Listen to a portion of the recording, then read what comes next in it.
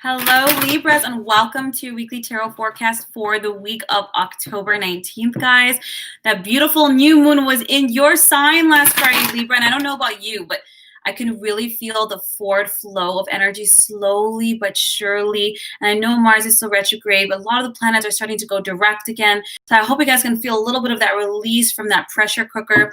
I know we have Mercury retrograde and everybody's like, oh my goodness. So a lot of people and aspects coming from the past, but more importantly, feeling a little bit more aware of communication disruptions, being misunderstood, taking things the wrong way, or emails getting lost. Of course, everyone knows this. It's so cliche, so I don't have to run you guys through this. But this is for Libra, Sun, Moon, or Rising. So check all three, guys. Please check all three. Your Sun is not your only sign, and it's definitely not the most important. Definitely check that Rising and that Moon sign. And if you're not sure which one you are, there's a free calculator down below. All right, Libras, let's jump into this for you guys. I'm just going to focus in really quickly to see what's going on for you this week.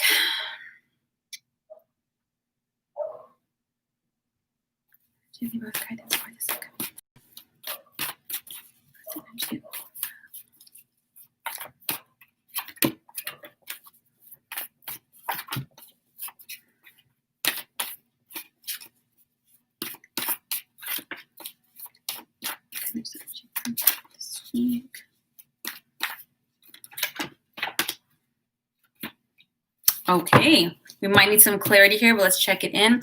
Four of Wands, the Knight of Swords, the Nine of Wands, the Magician, the Six of Swords, the Moon, the Page of Wands, the King of Coins. Libra, I think a lot of things are being brought back around for you in a lot of ways, for decisions, to face fears, to really move yourself in directions that you really want, and to stay determined in that. Now, you have the Four of Wands right out, which is an amazing card. It's the card of abundance and prosperity and happiness. It's about new homes. It could even represent marriage.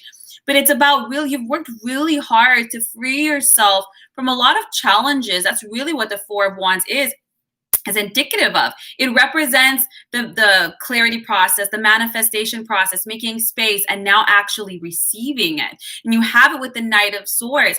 I think this week you're going to notice that you're going to be presented with some options, Libra, that have to do with your ultimate happiness, because it's the Four of Wands. It's something that's quite tangible.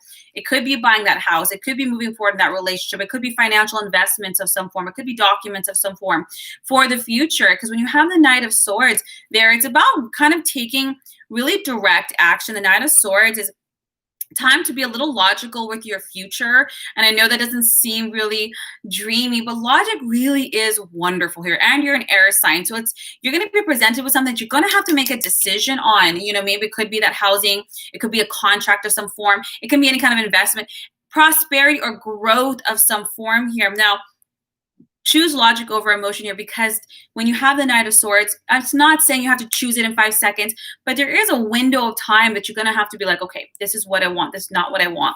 You have the Nine of Wands here as well.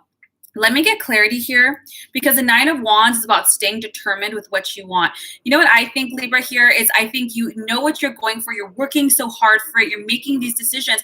But when we make decisions to go in a very specific direction, we eradicate other roads, other paths.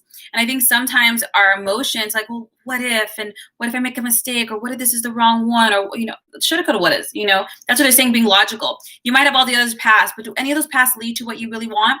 You're like, no, they're kind of dead end, but maybe you romanticize them, or maybe they're just comfortable.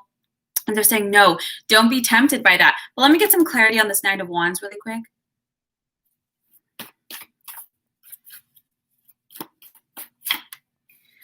King of Wands. This is about your vision. Honestly, Libra, this is about this grand vision of your life. So don't look just about the end of the year. What do you want for yourself? Do you want to travel the world? Do you want to buy that house? Do you want to get married? Do you want to have kids? Do you want to open that company? What is it? Because the universe this week is presenting you, has already presented you with the fruits of your labor. So make really wise decisions this week with whatever is presented. We are in a Mercury retrograde. So the universe always loves to bring things back around, not because we're being punished, but to see, have we grown? Is our mindset, is our consciousness higher this time around? Because if it's not a punishment. You jump back on, go around, learn your lesson, rise. Now you have the Magician and the Six of Swords. This is about you manifesting the life that you want, Libra, and it's very successful. Now, when you have it with the Six of Swords, this is representative of relocation, of travel, of movement. Because you have the Four of Wands and the Six of Swords, I do think some of those Libras out there are actually moving, maybe traveling around, moving to new homes, moving to new jobs that provide that financial abundance of some form. But this would be something that you're manifesting.